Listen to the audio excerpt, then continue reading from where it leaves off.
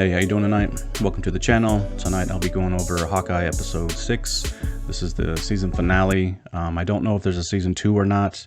So I'm going to be getting into this the same way I have been. I'm just going to go through these bullet points pretty quick and then give my summary on the episode and pretty much the season. So, and it is Christmas. Today is December 25th. It just passed midnight, so now it's December 26th. But Merry Christmas to everybody. Hope you had a great day. So the show begins with Eleanor having to sit down with Kingpin. She is letting him know that she wants out, and everything's getting too close to Jack. And she also admits to the murder of Armand and the framing of Jack with the Sloan Ltd company shell corporation thing. Stuff we already knew. I mean, you and I knew that all that was coming. So it wasn't that big of a surprise. It was supposed to be shocking, but it wasn't. And then she also lets him know that she has a bunch of blackmail material.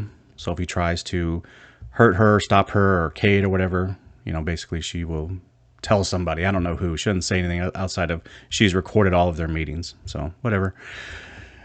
Kingpin I don't really like him in this show. So, and we'll talk about that later on. So next we see Kate. She's watching the meeting that just happened. She is now watching a recording of that meeting that was sent to her by Elena.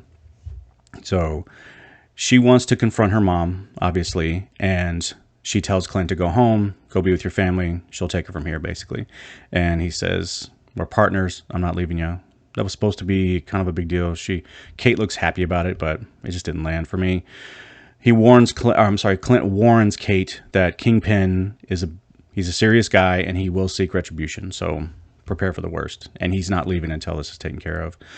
So then we see Maya having a meeting with Kingpin and Qazi, and she's letting Kingpin know that she's no longer distracted and this whole Ronin chase is over.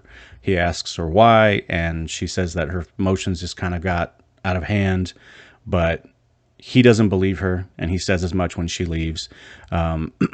She asks for a couple of days off to clear her head. He says okay, and then when she leaves the room, he talks with Qazi and says the city needs to be reminded of who's in charge, and he says Maya has turned on us. So, all right. Which, that's just weird. All of a sudden, Qazi's this enemy of Maya. I don't know. This whole Qazi thing it's just not working for me. All right, so we cut to Clint and Kate. They're doing some arrow making. They're making some trick arrows, and it's kind of a cool little scene. There's like a little workbench, and they're putting stuff together, and it wasn't a bad scene. It was kind of cool. I don't ever recall seeing Clint make his arrows, so it was something kind of new for me. And then Clint asks Kate if she's ready to go through with this. That shit's about to get real, so are you sure? And she tells him that he was her inspiration. When she saw him jump off that building, he didn't have superpowers. He's just a man. And then that basically made her unafraid because anybody can be an Avenger. It's not really how it works, but whatever. So then we cut to a little Trust a Bro convoy heading down to this square, which is where the big finale is going to happen. The Bishop party that was mentioned earlier. This is what's going down. This is where it's going down. I'm sorry. And it's in the middle of a little square with an ice skating rink and a big Christmas tree and tall buildings all around it. So we see Qazi. He's up high in a little sniper perch looking down at the party. We see Clint and Kate. They're in the party, and for some reason the LARPers have infiltrated and they're the waitstaff. I don't know. I would have liked to see how that was done, but whatever. So we see Jack. So Jack's walking around with a sword on his hip. It's kind of cheesy. I mean, it was supposed to be funny. They played it off as a joke, so it was intentional, but it was just cheesy. So then we see Elena walks into the party, and she strolls on past one of the LARPers who's taking coats. And then we cut to Eleanor. She's arriving at the same time, and she gets pulled aside by Kate, taken into a little back room so Kate can confront her about the video. And Eleanor pretty much just blames her late husband and Kate's father, says he got them into this and she's just doing what she can, which they're trying to make, again, they have to make her seem like we need to sympathize with her. So, which I don't. So Qazi sees Clint through his the scope on his rifle, and the movie did this ridiculous cliche that a lot of movies do.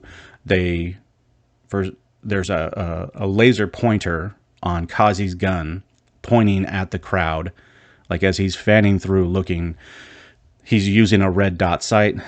So I don't know if, I wasn't in the military, so I'm not saying I'm an expert, but I'm pretty sure that snipers don't give away their position like that. I just don't think so. Could be wrong, but and basically they do that in movies so that the good guys can always dodge the bullets, which Clint does. He sees the laser and he says, get down, and then boom, that's when the action kind of kicks off. So when that happens, we see Elena. She sees Clint taking off, and she follows him, and Kate heads out. She leaves Eleanor, and she leaves Jack, says she needs to go. So she goes and gets to the fight. Eleanor walks away, leaves Jack standing there, and he has a little funny line, and then he's ready to use his sword. Like he was wearing the sword for whatever reason, but obviously it was just so that we can see him, get into the action. So we have the LARPers. They kill the lights, and then Kate meets Elena at the elevator that Clint went up, and they have some little unfunny dialogue. I just don't think that Kate is funny. I think Elena is a little funny. It's just her accent is just goofy. That's the funny part about Elena to me. So they have kind of a silly little fight inside of the elevator that gets Kate's dress ripped off, and she has her archer suit or whatever, basically her LARPer costume. She has it on. The elevator opens, Elena takes off, and there's another thing too is Elena's obviously she's trained, and Kate bests her. Like she gets the upper hand in the elevator. So that Kate, man, she's unstoppable. So then we continue out. They kind of have this, like, it's a cool shot of Elena and Kate having this fight as they're heading towards Clint, and Elena's trying to get to Clint. Kate's trying to stop her. It was just, they were trying to play off, it was like playing up as funny, and it just wasn't funny to me. The choreography was okay. It wasn't terrible. I've seen worse on this show. Okay, so where was I? I'm sorry. So Clint, he gets Qazi's position, and he fires some purple smoke arrow, and it pushes Qazi out of the room that he's in. And I guess that's enough for him to leave the building that he's in. So it was weird. Like, just go down a story or go up to another room and then get back to your perch. But he didn't. Elena jumps out of the window because they're above where Clint is, and she repels, and I don't know what her plan was, but she repels right past Clint and fires a gun a couple of times, and then she continues on down. I don't know why she doesn't stop. I mean, I do, because it sets up the next thing, but it was so stupid. Like, then she just goes all the way down, and she's frustrated that she missed. So, so then Kate wraps some sort of rope around the rappel rope that Elena left, and she jumps out of the window and flies very fast towards the ground. Magically, she lands on her knee, does the little hero landing. I thought it was completely ridiculous. She should have been a big purple splat on the ground, but whatever. Then we see a bunch of, so the Tracksuit Mafia now they're starting to come out. She just beats the crap out of a few of them, just like nothing. She's just walking through these guys now. They're literally just little cannon fodder. Okay.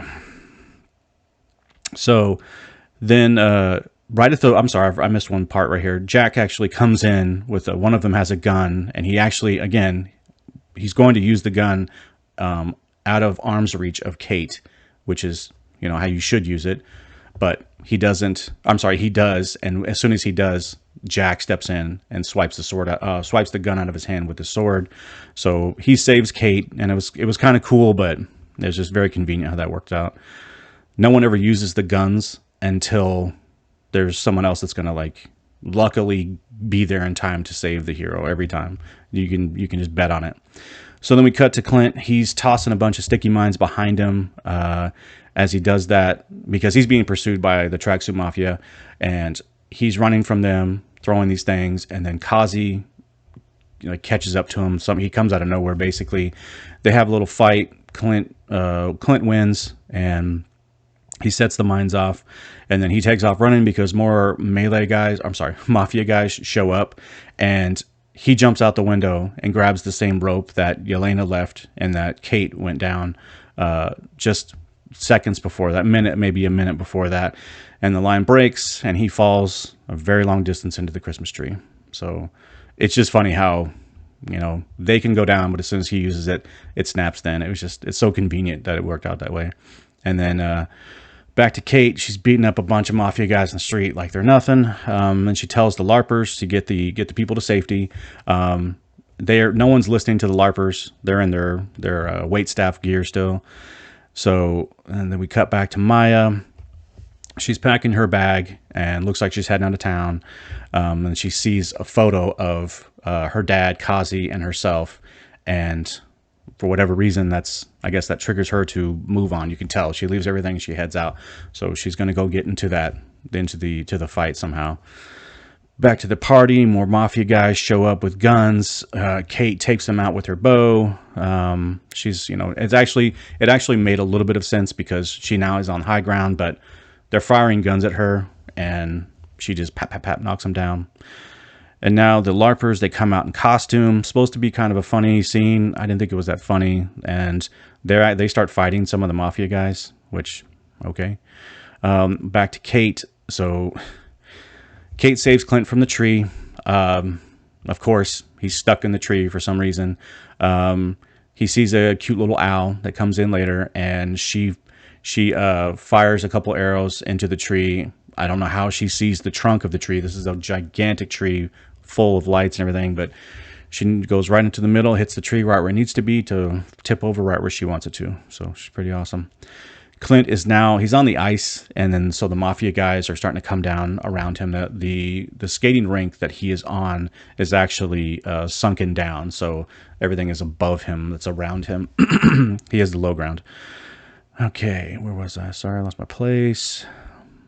Oh, so he's surrounded, and just as he's about to pull out his bow and arrow and start getting to work, Kate has a little hero moment where she comes in sliding on her knees and firing arrows at random shit that she just knows will emit smoke, and all this smoke and steam comes out and gives them cover. And then Clint shoots this was the one arrow I thought was the coolest. He fires this arrow at, there's a bunch of flagpoles around the skating rink, and all of these mafia guys have guns. Now, of course, they have to get the guns out of their hand to make the scene even work. So I don't know. It's silly. It's just so convenient. But the arrow was cool. He fires an arrow at the flagpole, and it magnetizes all of the flagpoles, and all of their guns fly out of their hands and stick to the pole. So that was kind of cool. It seemed like a Hawkeye thing to do to even the playing field.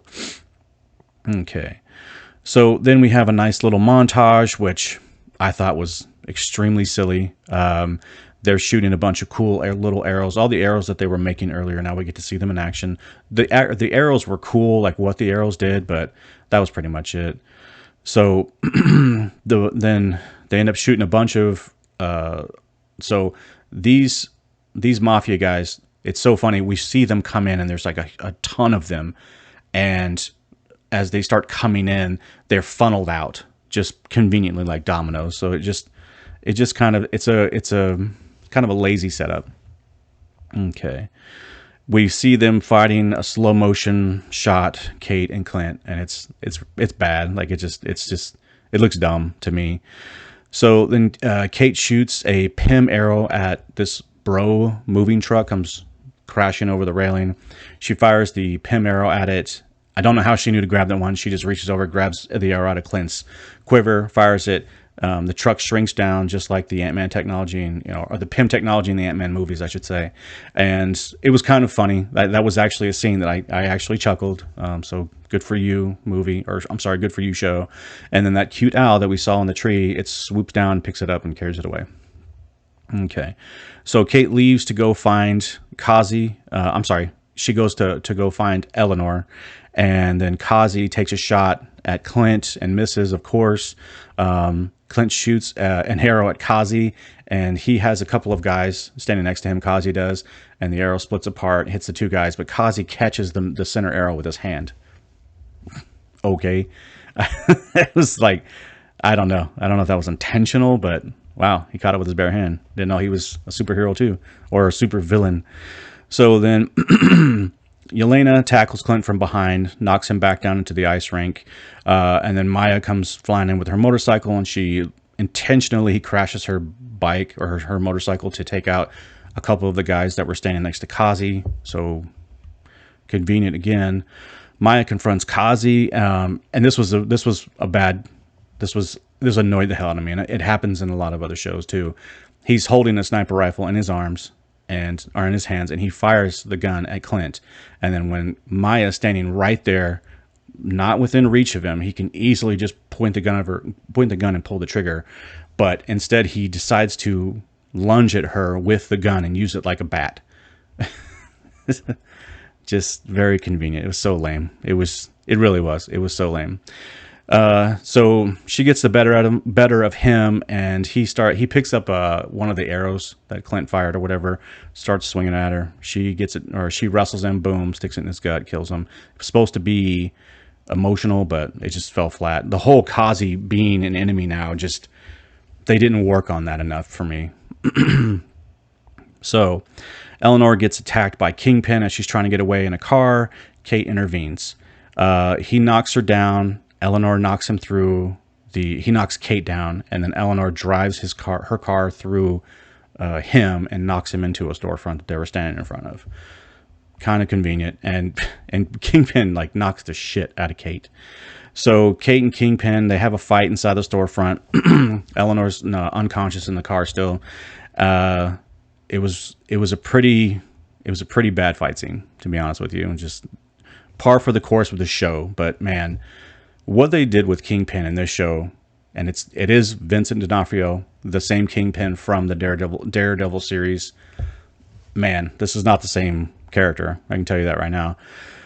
So he gets into a fight with her inside the store, and so the show is cutting back and forth between Elena and Kate. So their fights are going on in two different places. So it's going back and forth now.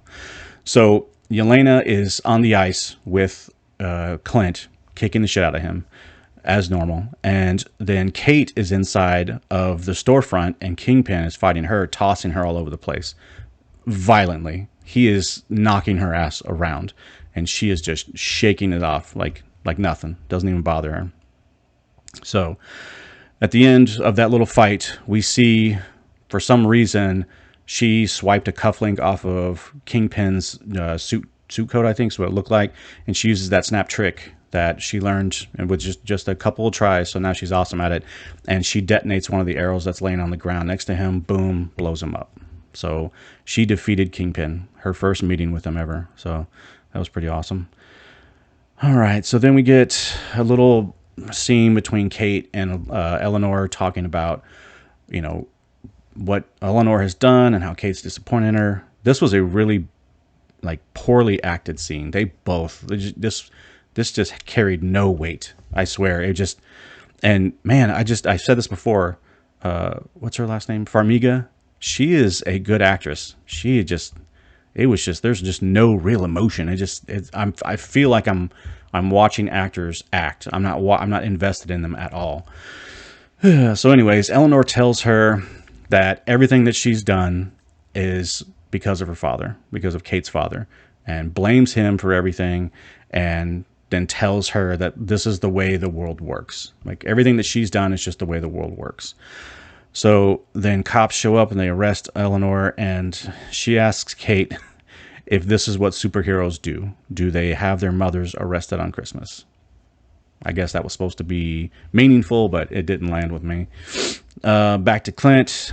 he whistles back to Elena when she whistles to him, and that gets her to stop fighting. He's done. He's like laying down on the ground. She finally pulls a gun on him. She's had it this whole time. She pulls the gun on him. She's about to kill him. When he whistles, it reminds Yelena of Natasha. They have a little scene, and she starts crying. With no tears, by the way. And neither does Clint. I don't think Clint had a tear, but they both do the cry face, but it was just, again, did not land. So then we see Kingpin. He's gotten away, and he gets away and runs into Maya in an alley. She's in a vehicle. He's all burned up and stuff. His clothes are burned. And she pulls a gun out and shoots him in the head. And that's the end of Kingpin. Now, I will say this. The camera pans up just as just after the gun goes off. So we don't see a body. I know that's kind of a rule with comic books. There's no body. There's no death. So maybe he'll still be alive. Excuse me. So, and Kingpin, his character, he's just not acting the same. I got to say that. Him being killed by Maya in that fashion and just everything, it's not the same character to me. I don't know. So Clint tells Kate that she makes him better in every way. They have a little joking moment, but basically she's just awesome. It's just more patting Kate on the back. They're sitting on the back of an ambulance. It's kind of the typical end of the episode scene. And he also lets her know that she took down Kingpin all by herself, which I thought that really was a shot, and just sort of, it really took the show Daredevil, the Netflix series show, really took the wind out of that show, because that show was so I've seen episode 1. I've said this before. I started watching season 2. It did get a little boring at the beginning, and I just bumped it off the schedule. We had other shows to watch. But season 1 I thought was really good. I thought season 1 of Daredevil was strong. It was such a strong. I was very invested in that show. And this Kingpin, and this, like, he comes into Hawkeye and he's just like a Bond villain. He's lame, and he gets killed instantly. And in Daredevil, at least in season, I don't know if he dies in the show, but I know in season 2 he was still alive. But his fight with what's his name, Matt Murdock, Daredevil, his fight with him was not easy. Daredevil didn't just kick his ass and end it so quickly. It was a very strong, it was a strong battle that Daredevil lost, and until he finally won. So an actual journey, an arc, but not this one. This one, he was literally just brought in to be killed. So I don't know what's up with that. Okay, so then where was I? Oh, so after that, it cuts to Clint and Kate coming home to Clint's house for Christmas. They head out back. Well, they have some time with the family. It's kind of nice. And then they head out back. Clint and Kate do to the barbecue. He pulls out the Ronin costume, throws it on the grill, pours some lighter fluid on it, sets it on fire. That's pretty much it. And then Kate starts telling him that she has ideas for superhero names for herself, and she starts giving out these different ideas that are kind of cheesy. And then Clint tells her he has an idea, and I think it's like, I have an idea, why don't we call you, or something like that. And then boom, it cuts and it says Hawkeye on the screen. So this was basically the baton being handed off. Kate Bishop is now Hawkeye. That's how I took that. And then roll credits. That was the end of the episode. So I'm going to talk a little bit about some of the characters now, and then sort of summarize just everything. So the first up is Kingpin. They brought him in, and I won't get into this too much because I just talked about it. They brought him in from the show Daredevil from Netflix, and it's Vincent D'Onofrio, who I really like. I thought he's played some really great roles. Full Metal Jacket, he was amazing in that movie. But I did not like him at all in this show. He was, I don't recall him being this goofy, sort of grunting type of guy. He was very awkward and an introvert, and he made me uncomfortable watching him. Like, you just knew there was something wrong with this guy. And then when he snapped and like went to the red zone, I mean, he was he was brutal. He was a murderer.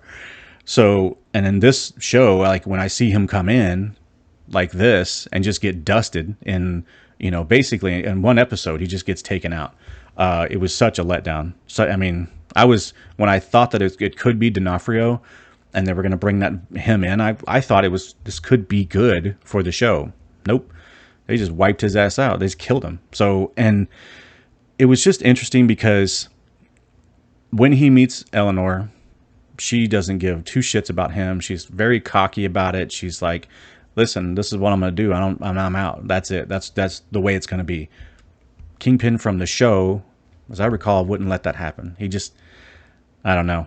He just kind of got pushed around by Eleanor. And then we see him fight Kate, and then he gets killed by Maya. And he loses basically all three of those encounters. And Kate fighting him, she kicks, like he gets some hits on her for sure. Shit that she should not have gotten up from. I mean, he hits her. I mean, I'm not saying that I'm in shape like Kate, but man, I would be done if a dude that big hit me in the chest and sent me into the walls. Man, that's just crazy. And again, she's just a kid. She's in her early 20s. She's in college. She's just a child. And I mean, not physically. I know she's physically, she's probably at the the peak of her physical shape, like most early 20-year-olds are. But come on, dude, there has to be some limitations, and there's not. And she basically wins. She beats the Kingpin on her very first try. And after all of the stuff that went on with Daredevil in season 1, that, again, that's the only one I've seen. I know there's 3 seasons, but at least in that season 1, it was dramatic. It had weight and impact when Matt Murdock finally got the win. And not Kate, man. They really elevate her to this super, she just doesn't fail. She is basically a superhero already, and she doesn't fail at anything. And I don't know. I thought it was lame. And then Maya killing him, I feel like he was just brought back into the show just to get smacked around by the females of the show. I'll get into a little bit more about how I feel about that stuff, but just talking about his character, I just feel like they brought him in to bring him down and it really took away from Daredevil now. Like Daredevil, to me, if I go back and watch it, I'm like, well, this is the guy who got killed by Maya. Just like nothing. It was so stupid. So stupid. Okay, so let's move along here. Where was I? Oh, that's right. There's something else I wanted to talk about. I forgot about this. And talking about Daredevil. He does have superpowers, by the way. He's blind, and he has some sort of, I forgot what it was, but there's something that happens to him that gives him powers. And he has like sonar vision. He can still see like a bat does. And he has superpowers and had trouble defeating Kingpin. Kate doesn't. And she says as much, that she's just human and anybody can do it. And then she just goes and does it because she says she can. It's just, man, like, why take that character and bring the threat level down to such a level just so that she can beat him? It just was, what a poor choice. And I'm bummed that they brought him in now, because now I don't even care to go watch Daredevil now. I just don't. Because now that villain he's lame, he's just weak. So Eleanor, I thought her character could have been something good. And I thought that I was excited when I saw that it was that actress. I think that's her last name is Farmiga. So that's just what I'll call her. When I saw Farmiga, I was thinking, oh man, I know her. She was great. And oh God, what's it called? The Departed. That's what it was. And which was a good movie. And she was good in that movie. So I was bummed to see that her acting level was just mediocre. She didn't have really any chemistry with Kate, with that actress. And furthermore, she was just kind of bland and boring. She really didn't do anything. The show set it up for her to be the villain right from the beginning, without even trying to hide it or make her seem vulnerable in any way. It just, I don't know. It was just her. I thought her character, when I saw her, that she would be good, but she just wasn't. And I hated the fact that they shifted all of the blame away from her and all of her actions and the things that she has done. I mean, again, she didn't do too much, but we know she killed Armand, and we know that she set up, she set Jack up to take the fall. But still, it wasn't like crazy, because the show really didn't. It had no impact. Armand's death just didn't have any weight, and so it never really landed with me that there was this crime to be solved. It was just they set that up so quick, and it was over so fast, and then we're just moving right along. It was like it was rushed. So, I thought that everything that she had done was bad enough. Like, she's a bad guy, she's a villain. But then right at the end, it's not her fault. It's her husband's fault, her late husband's fault. And she blames him a couple of times. And she makes a point to tell Kingpin that. She makes a point to tell Kate that. So Disney just don't like fathers, man. They just don't. They love to make fathers be the blame for everything, and it's tired. I've seen that so many times with Disney. So, and again, I thought Farmiga's acting was just, I've seen her do better, so I'm not going to cut her any slack. She just was poor in this show. So now let's get on to Maya. There's not a whole lot more I can say about Maya. I've talked about it plenty. She has no obstacles whatsoever. She has no real growth as a character. She's amazing from the word jump. Like, she is just awesome.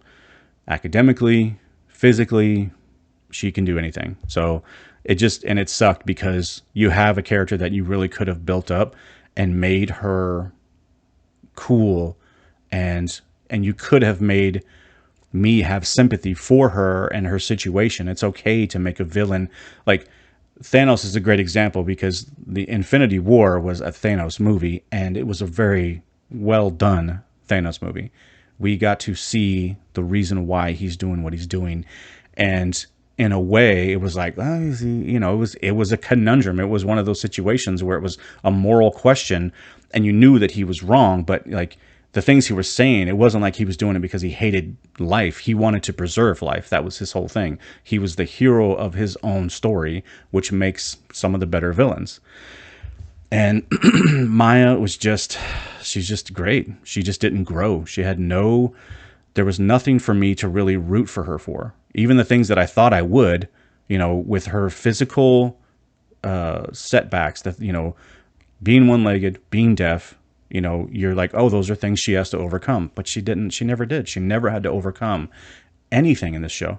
She was just awesome all the way through. And the shit was just annoying. It was so annoying.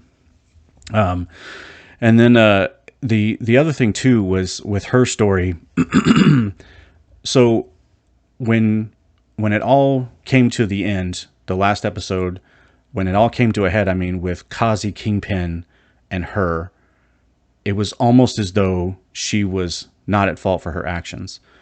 Her father, which I will say this, they didn't make her dad seem like a bad father per se, but he was in the mafia. He was a bad guy. He worked for a crime boss, a murdering crime boss. So it's not like he was good. It's not like he was a hero, and they sort of set it up so that she has a reason to do what she's doing, and she doesn't have she's not really a villain anymore. They're trying to make me feel sympathy for her, but it's like, well, no, you're a criminal. So you've done some bad stuff. And she doesn't have a problem killing. I mean, she goes after Clint. She's ready to kill that guy without question, but it just sort of all of the blame sort of got shifted over to Qazi and the Kingpin and Clint. So if Clint didn't do what he did, which is wrong, he murdered a lot of people, so he's done plenty of wrong. But it was like, okay, there's that was plenty enough of her story for her to have a revenge tale. Revenge is her motivation. She's going to avenge her father.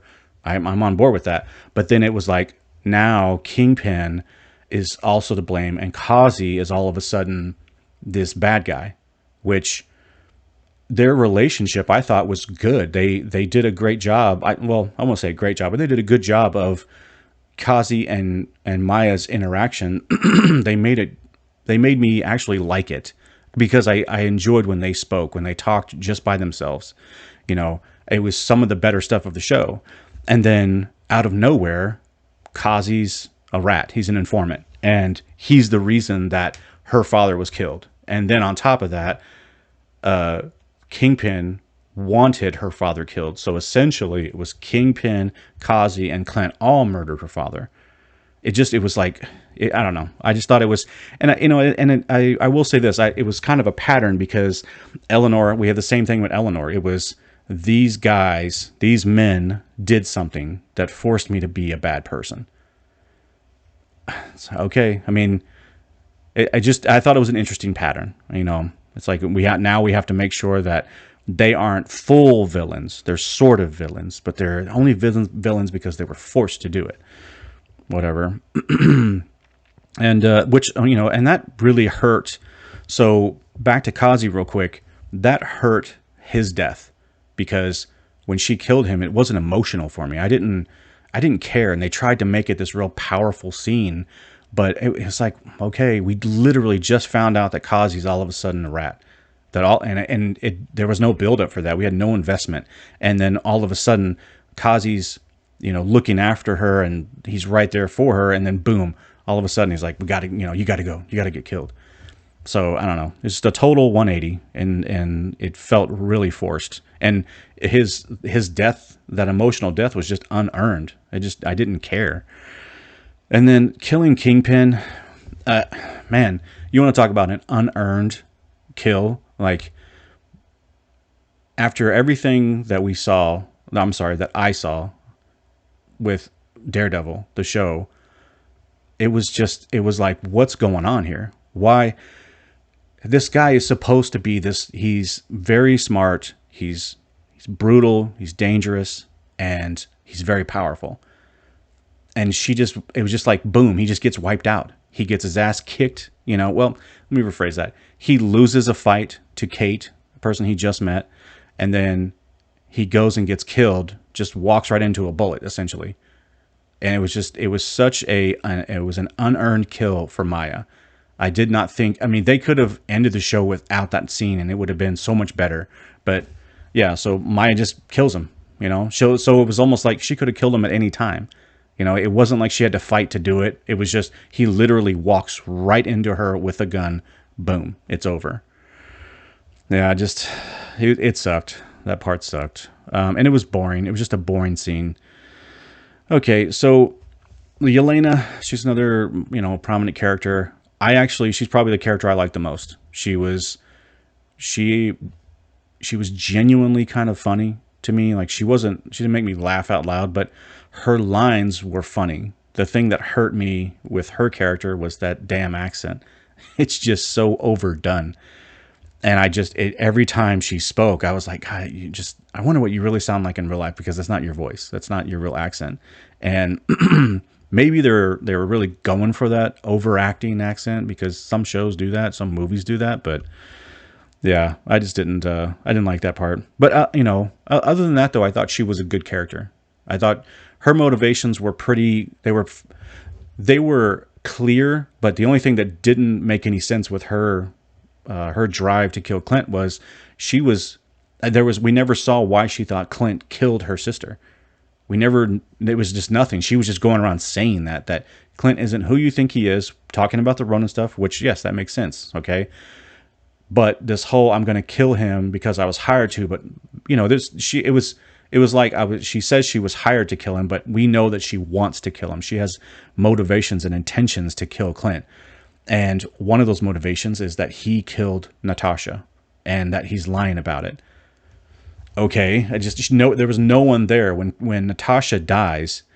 It's only her and Clint, and it was in Endgame, and it was a really good scene. I thought it was a good fight scene, and it was an emotional scene when she dies. But there was no one else there. The only person who even knew anything about that was Clint, was Hawkeye. So I don't understand why she was motivated to think that. And I wish they would have fleshed that out a little bit. Give me something. So let's move on to Hawkeye. So this is this is a Hawkeye show. It's what the title says. And to me, I feel like they have just undone his character. Everything that was Hawkeye has always been the one Avenger, and Natasha, Black Widow. They have been the questionable characters because they're just human. They don't have any superpowers, and they don't have the Ant-Man suit. They don't have the Iron Man suit or the War Machine suit. They have to use other things. He uses a bow and arrow and, fighting. And then she uses, like the Black Widow tech, the tasers and the incapacitators and the grapples and stuff, and guns. She's really good with guns. So they're limited in what they can do, but they did shit in the Avengers movies that was worth them being Avengers. And for the most part was believable. Now, none of this shit is believable because it's all fiction. I get that. But they don't have superpowers. And I thought that Marvel was doing a good job with keeping them in situations that they didn't have to deal with the Hulk in a fist fight, or, Vision in, a foot chase. It was so to see Clint in this show be so just lame. He was just lame. I mean, so he helped take down, Thanos, Loki, Ultron. He helped do a lot. He even pinned Vision down. Vision he was like on another level type of powerful. And he actually had him incapacitated, using his arrows. And Clint just got his ass kicked the entire fucking show. The entire show, he's just getting beat up. I mean, he brought down a helicarrier with one arrow. Now, I didn't like that that was in Avengers. He was under Loki's mind control. And I think it was Loki. It was either Loki or... Dang. I think it was Loki. It might have been Scarlet Witch, actually. But anyways, regardless. So he had turned Black Cat, and like he was going after the Avengers, and he fires one arrow into a helicarrier's engine, and it crashes. I didn't really like that in the moment. I was like, really? One arrow brings down this whole ship? Okay, whatever. Build it better, S.H.I.E.L.D. But it was still a big deal, and it was at Clint's doing. He's done shit. He's done some pretty impressive things, and just to make sure that I'm not just choosing one person and saying, oh, just this one guy is getting the short end of the stick. Natasha too. They have done such a great job of showing why she is formidable. So, one second.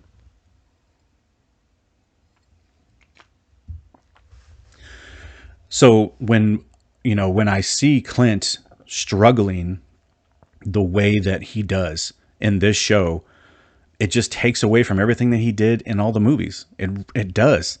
And and Natasha Black Widow is in the same space. Like, so if I see her in a TV show, I would expect her to be better than pretty much everybody. She is an Avenger, or she was.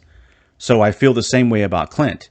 And no, he gets the shit kicked out of him by Maya, by Elena, every time he meets them, and he gets stuck in a fucking tree. He gets stuck in a fucking Christmas tree. That's ridiculous. I mean, this is a guy that we've seen, we saw him in this show jump off of a building and fire some sort of little gadget and pulls him back in, like Black Widow style. And we've seen him do a lot of shit. And then he's stuck in a tree, and Kate has to save him. I mean, it was like they went out of their way to make sure that he needed help. And almost, I mean, outside of fighting Qazi, which is a guy, outside of fighting the mafia, the tracksuit mafia, which are all men, he struggles with every female. And he struggles with Elena and Maya, but then he has to have Kate save him multiple times. It's like, man, they really wanted his character. They did him dirty. I mean, they really did. I just can't believe, like, And I wish now, if they would have made Clint a like the old war hero who is struggling with physical injuries from everything that he's gone through, and with the hearing, and he's losing his ability to hit things on target, and he's just struggling. I think that would have landed so much better with this type of show. With this, he's out from Hawkeye, she's in. But he wasn't this struggling, physically, diminished person. He was just as accurate. He could do everything that he could do. And the only thing that was really pulling him away from being a superhero was that he wanted to get home to his family. Okay, that's not bad. I'm cool with that. But he's still at the peak of his career in terms of shooting bows and arrows, that's his job. He shoots arrows. That's the only thing that he can do. And he can fight some. But it just didn't work that he was so inept and he was so weak and couldn't handle himself. They really put him in every situation when it came to Elena, when it came to Maya, and when it came to Kate. They put him at always in distress. He always was either losing or being saved by them. And it just sucks. I mean, I'm surprised. Like I said, I've never watched the Loki series, Captain in the Winter or Falcon and the Winter Soldier, and WandaVision, but I've heard a lot of the shit that I'm talking about right now. I've listened to extensive reviews on those shows, and everything that I heard, I was like, okay, that's somebody's opinion. I'll check it out for myself. At some point, I will. And I jumped in on this. Part of that whole reasoning for me was, it can't be that bad, can it? Come on, maybe these guys are just bitter, Maybe they have an axe to grind. The reviewers that I'm listening to, no, they were. If the other shows are like this, where you're taking what's already there and then you're just making it weaker, like Hawkeye, so that Kate can be stronger. This is what I've been hearing, and I see it. If this is what's going on in Loki and those other shows, yeah, it's lame. It's just lame. I can't believe they did that to him. And it sucks because he was, in my mind, he was, him and Black Widow were always like, oh, you guys are you're kind of walking among gods, but they still made them strong. They made them useful. They had strengths and they had their weaknesses. And in this show, Clint is he's not the same. He's not the same Clint. All right. Let's see. Where was I? So now we're going to move on to Kate, and she is the star of the show. This really is. This is and at the end, the way they did the whole Clint has a name for her, or however they did it, they phrased it basically where he's about to tell her a suggestion for her name, her superhero name, and then it cuts to Hawkeye on the screen. So this was a handing off the baton to this person. They did it so poorly to me, and I didn't know that that's what the show was going to be. So when I went into the show, I thought, okay, all right, Clint has his own thing going on. Let's see what Hawkeye's up to. And no, this was all about Kate. This was all about her journey. And furthermore, her journey was boring, really boring. In fact, she's just like Maya. She never really had any obstacles to overcome. She never was on the ropes and was losing right at the very last second, and then boom, she overcomes, or she figures something out, or she gets out of her own way. She does something that makes her complete the arc of becoming this hero. That's not what happened at all. Excuse me. No, what happened was she spent the entire show kicking ass and taking names from the very beginning. The opening credit scene is her. It's an animated montage of Kate Bishop practicing or whatever, with archery and martial arts or whatever. The entire show, we see her medals and her trophies multiple times in her apartment, and we see it twice in her apartment, 2 or 3 times in her house, or her mother's house, and her old bedroom. It's referenced how she's a black belt. I mean, they spend the whole time talking about how awesome she is, and she goes on about how awesome she is. And I thought they were going to go down the route that she is going to need some humility to overcome, and that would have been good. That would have been something for her to have to figure out and overcome, but she never does. She never has to overcome anything.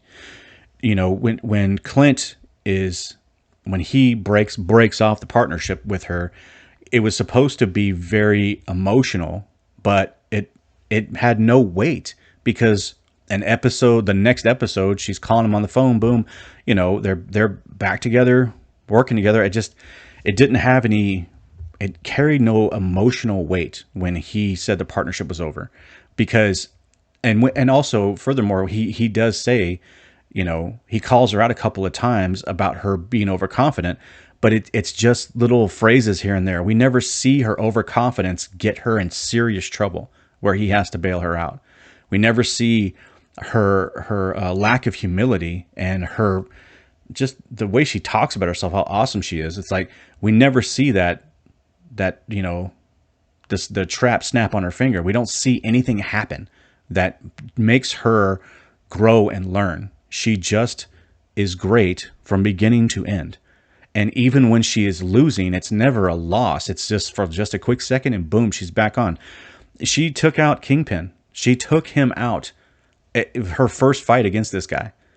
I mean, and the other thing too about his character, him from the show to this show, from the Netflix show to the Disney show, it reminded me of Michael Clark Duncan's interpretation, or his character from the cheesy Ben Affleck Daredevil movie. That's what he reminded me of. Overacting, dramatic, not being like, he seemed like this sort of, I don't know, out of control person. And it didn't work for me. But they made him this way so that she could defeat him so easily. And she took some hits. I'm not saying she took the hits, but she walked right through them. We never saw her suffer from anything that happened to her. It was like when he knocked her around, it was like, well, she's fine. She'll be right back up. And she did. She just kept coming back. And it wasn't like in Daredevil and in shows that have that, the moment where the hero has to overcome just by sheer will and pushing through it. It never happened. Like in Daredevil, Matt Murdock loses a lot. He gets beat up a lot, and he has to do things to push through. And she never does. This entire show, all episodes, she's just being quirky, trying to be funny and awesome at everything. And she doesn't fail at anything. She learns how to do the flicking of the metal or whatever the hell, the ornaments and cufflinks. And I mean, she tries it twice, and then boom, she does it. And she does it just as good as Clint. So she never has to learn how to become Hawkeye. She already is Hawkeye. She showed up on this from the very beginning of the show. She showed up as Hawkeye. And that's not how you do it. You cannot build a hero up. You can't make a hero just out of thin air. Not a good one. You have to have them grow and learn and have the hero's journey. And, I heard this once at a writer's conference that I went to a few years ago, and it stuck with me because it was a very basic interpretation of a hero's journey. You chase him up a tree and act, or her, you chase the hero up a tree in act 1, 2, in act 1, and then you throw stones at him for the rest of act 2 and all of act 3 until the very last moment. He has to, or she has to, overcome the thing that's been holding them back the entire time and defeat the antagonist, whatever that antagonist is, whatever it is. And that really would have worked well in this show if they would have adhered to that basic rule of creating a hero's journey. and an arc, but they didn't. They just wanted her to come in and be awesome. And it just doesn't work that way. I mean, now, and I'll say this, I know that I might sound like I'm overthinking it, or I'm picking on the show or whatever. But I mean, this show, it was so obvious that it was lacking in so many just rudimentary writing methods. Sorry, I lost the word there. Just rudimentary writing methods that create and have made great stories and great movies. And in doing so, Kate never achieved an actual journey or an arc. She was just always great. So I thought it was a bummer, and I mean, it's just, there were so many things too. I was just writing some of them down here. She gets to shoot most of the arrows, the cool arrows, constantly. She's, right out of the gate, she's shooting them and not Clint. Her learning how to flick the thing, and she jumps off of a building. We've never seen her rappel or do some sort of mountain climbing or anything like that, and she seems afraid to do it. So it was like, oh, this is her first big, this is gonna be a big deal for her. No, she just jumps off a building with another little rope tied around it.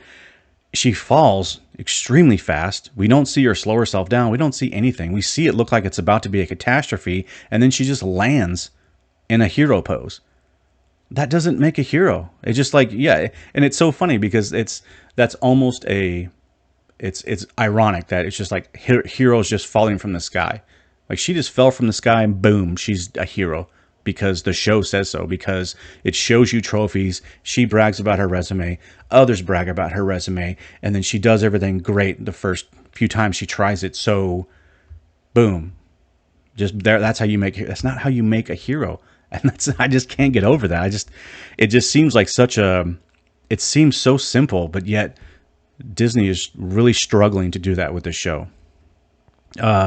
With the saving of Clint constantly. I mean, it was such a drawback.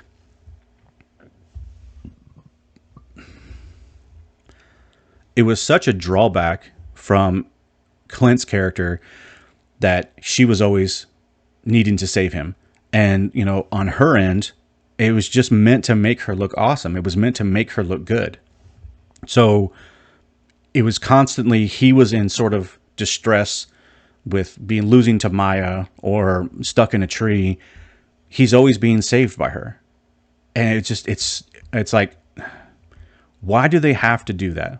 Why do they have to make, why does Disney and Hollywood right now insist on trying to create heroes without a journey? I don't get it. And it doesn't work. It doesn't work. And it's not people just hating Disney because it's Disney, or hating Marvel because it's Marvel, or because it's popular to hate what's hate what's popular. It's like, oh, it's a big deal, so let's hate on it.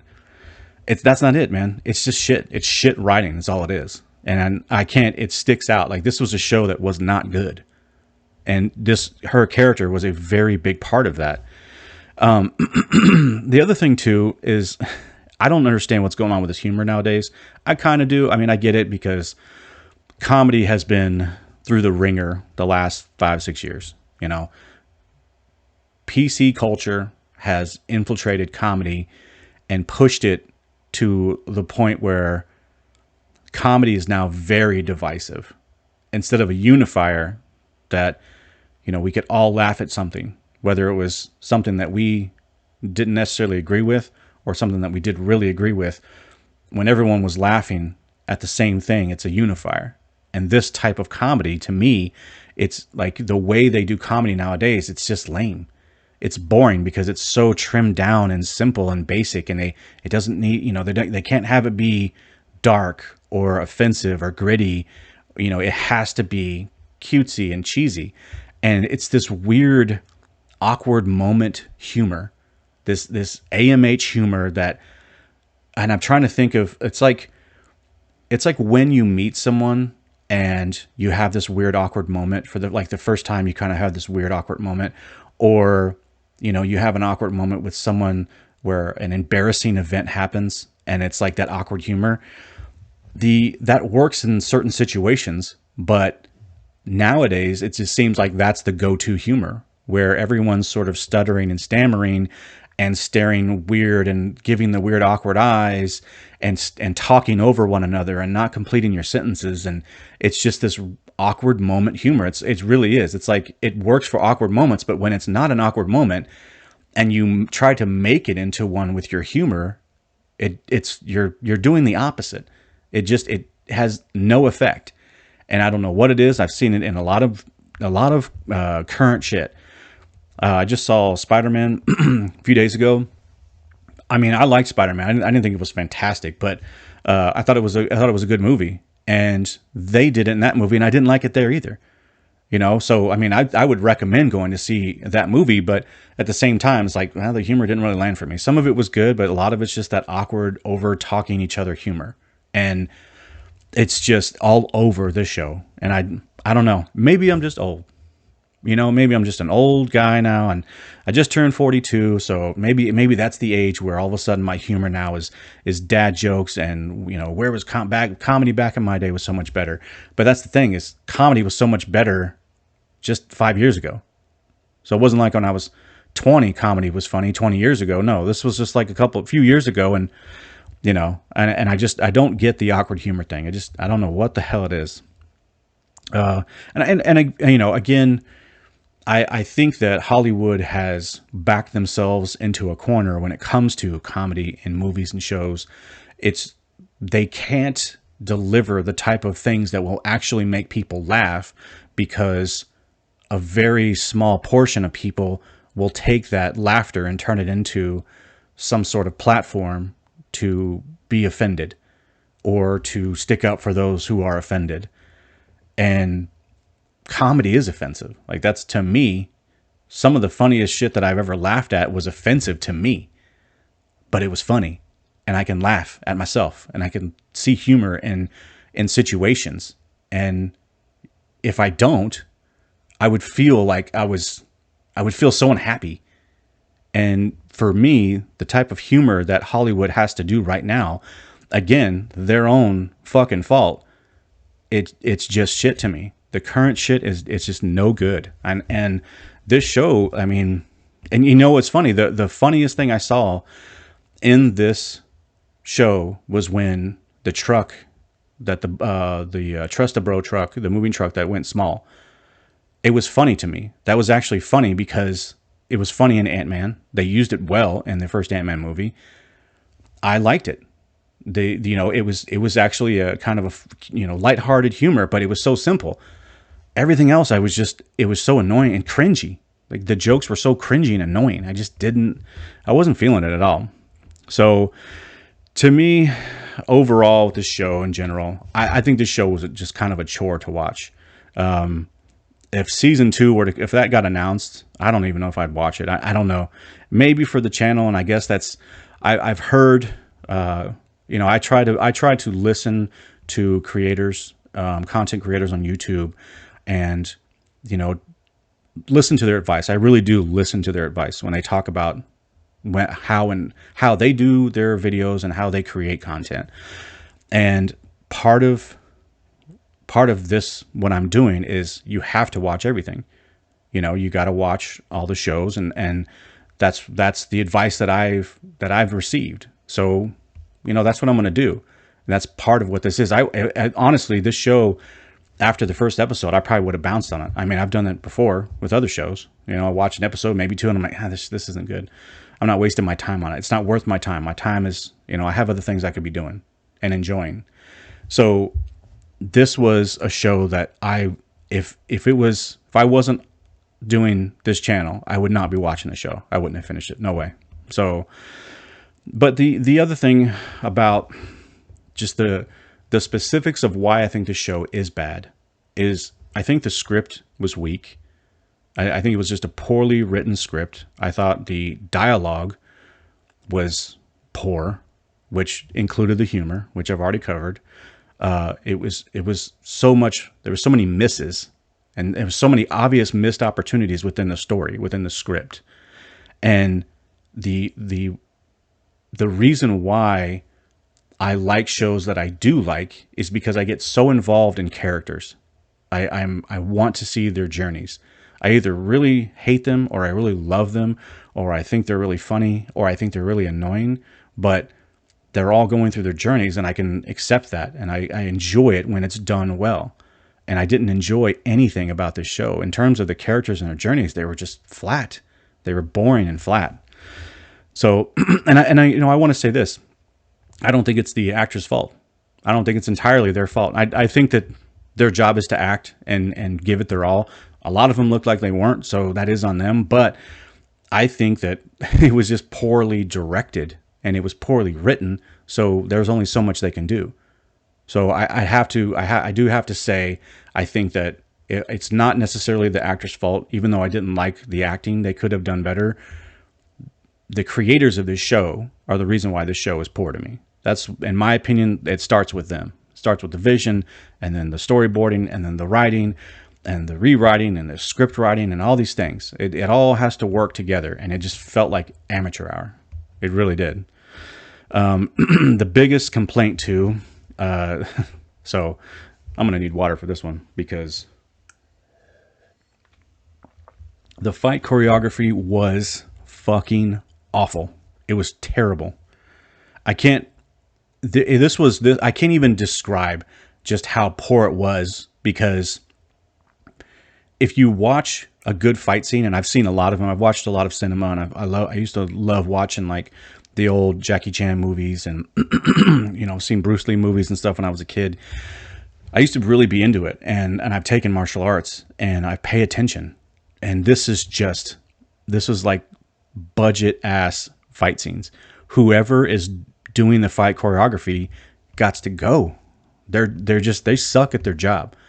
And every time there was a fight scene, I was laughing audibly.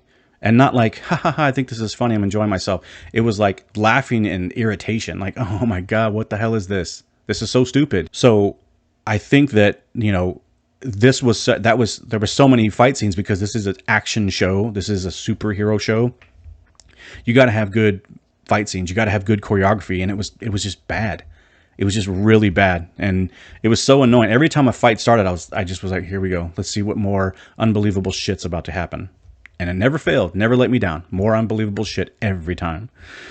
The one thing I want to talk about, and I did talk about this a little bit earlier, but I've never taken the time. And, I've heard this from other creators before, like Critical Drinker, Nerdrotic. I've listened to them talk about a term called intersectional feminism. How about I say it right the first time? That would have been more impressive. But intersectional feminism is, it's when you have gender swapping, and then you have, like, you take characters and you elevate the female characters to like this higher status, and you put down the males, and it's like, it's very specific to make women look stronger.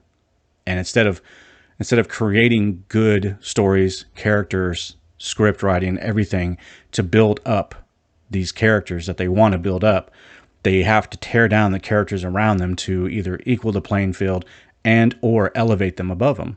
Usually it's the latter. I think that this show was a prime example of that, with Hawkeye, who was supposed to be, this show is supposed to be his, and Kingpin.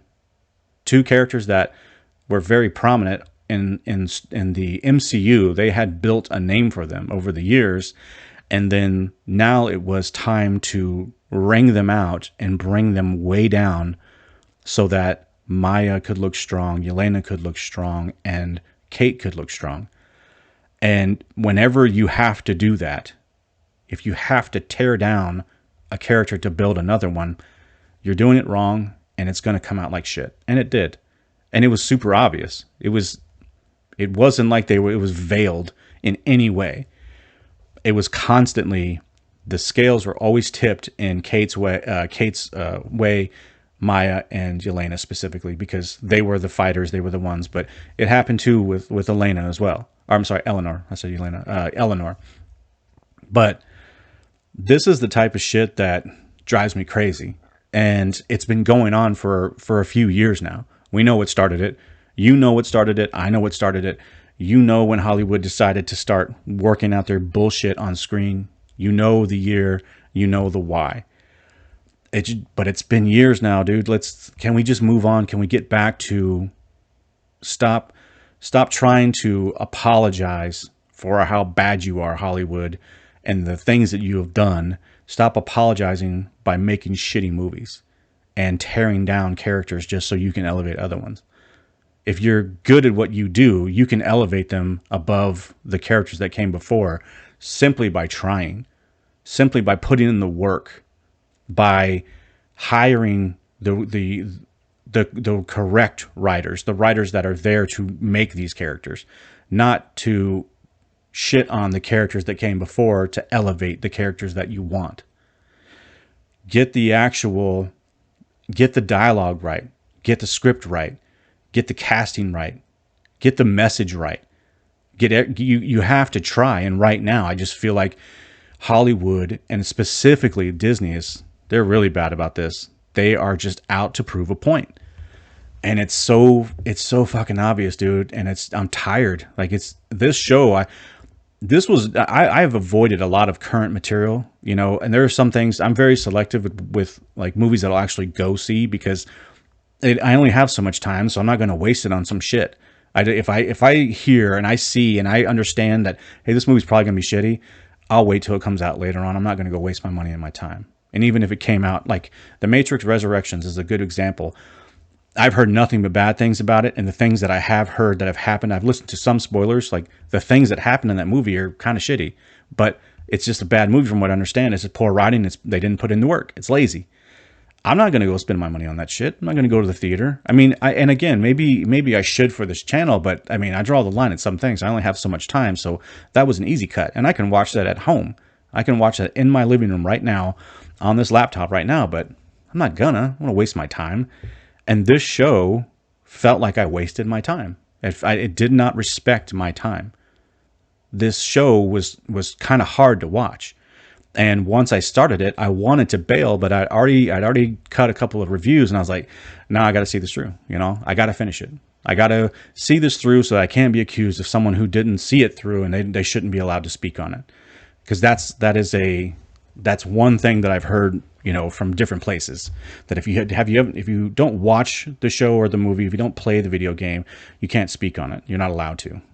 I don't agree with that shit. But I really do. I think this show, the things that they have done in this show, and again, I've never really talked about, like, and here's a word that I don't like to use, not because I don't believe it or I don't think that it's real. It's just a tired ass word that I've heard so much. That's woke. When I hear shit is woke. I know you know what that means. I know what that means. I just don't use the word a lot because it's annoying. I see it and hear it so much. It's like ingrained in my brain, and I'm fucking tired of repeating it. But so I have to bring it up though. This was a time where as I was writing my notes, I was like, okay, I gotta get this off my chest, because this is what's going on. That's what's going on this show. This is some woke shit. It really is, and maybe it wasn't as blatant as other things, but to me it was. To me, it was very obvious. And, the title of my channel, I chose that title because I am just a normal guy. I am a normie. I'm not, you won't find a stack of comic books hiding somewhere in this office. You're not going to find a bunch of toys displayed anywhere in my home. And not because I dislike them, don't want them. I just don't have the time and never got into it. But I have a lot of respect for those who do, who take the time and spent the money and the effort and wanted to be involved on the hardcore comic book, in that world, that niche. Like, that was their niche. I have mad respect for that. But I am just a normie guy. I really am. That's the truth. And I can see what's going on. So it's not just the hardcore comic fans or the man babies or whatever, the shit words and the hating that comes at the core fans. It comes in just waves. And I mean, I listen to them because they make sense. And when I watch this show, I'm like, this show just proved what I've been hearing. And this is a big reason, this type of stuff, this sort of intersectional feminism, woke shit, that's part of the reason why I even started this channel. And I will continue to talk about it, but I don't want to harp on it and spend a lot of time. But this show, this is sort of, you know, the first season that I've completed with reviewing a TV show. So it's, you know, I think it's time for me to at least address the issue, because that shit's going on in this movie, or in this show, I'm sorry. So yeah, I just don't know why. I mean, I do. Again, I say that. I have a habit of saying I don't know, or I don't know why. But in actuality, I do. I know what's going on. You know what's going on. It's just annoying, and I'm tired of seeing this shit. And so I'm going to start calling it out. But I don't want to spend all my time on it. I'd rather talk about things like character arc and story and, you know, dialogue. And, you know, I want to talk about those things because I really enjoy them. When it's really good, man, I love it. I'm in. It's good escapism, you know. It's good to just dive into something else, and then, you know, just step away from your reality for just a couple hours, and boom, you know, get back to normal life. But this show did not do it for me. And again, I think they could have accomplished what they wanted to accomplish with this show if they had better writers, better directors, and I think that the actors would have done so much better, because good direction and good writing demands more from an actor, and they push more, and the directors push them more. So it's a win-win. But the creators, it started flat, and that's just how it ended for me. It was flat the whole way through. And, you know, this direction, and I'll leave it at this. I'm going to wrap it up because it's been a minute here. I've been on there. This is the longest video I've shot. But the Disney and what they're doing with the MCU right now, and the direction that they're going, I've been hearing it for years. Again, I haven't watched any of the TV shows that I've listed before from Disney, and I haven't watched Black Widow. I didn't watch Captain Marvel, and I thought there was another one. Oh, yeah, The Eternals, because of Disney's bullshit, because of the way that they're handling their entertainment right now is just not for me.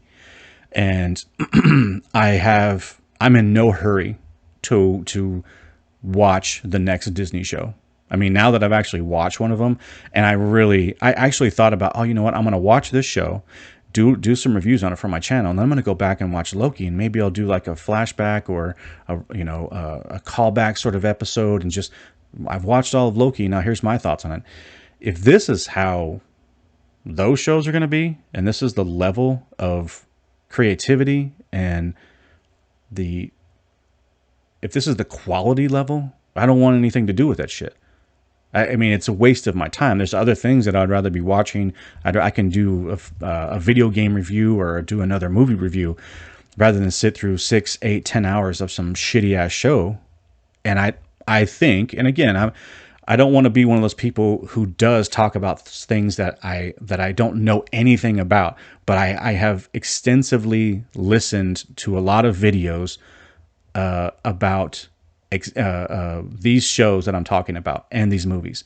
I've listened to hours of video content creators who are doing reviews and listening to their thoughts, but I've also I'm not just parroting what they're saying and what their thoughts are. I'm talking about spoilers. I've had all of those shows spoiled for me, and I know what happens, and it sounds like shit. It just sounds bad. So it's not one of those things where I don't know dick about these shows, and I'm just going ahead and give a bad opinion for them, and I'm going to give them a bad review. No. I know what goes on, and I don't want to watch it. You know, and so I have to make that call. And this was for sure a hard pass on anything that I missed in the Disney, this phase of Disney where they are right now. I'm cool with never watching any of those shows now, or those movies. I don't feel bad at all. And I know, again, I understand that every show is its own, and every movie of its own is its own. I have no interest in watching them. Maybe Black Widow might be on like TV or something. I might check it out and like see some of it, but I'm not gonna like sit down and try to make a bunch of time for it, because if this is how everything is, and that's my understanding, is the quality of this show is pretty much on par for everything, including the movies. Why waste your time? I mean, shit, I got better things to do. I know you do.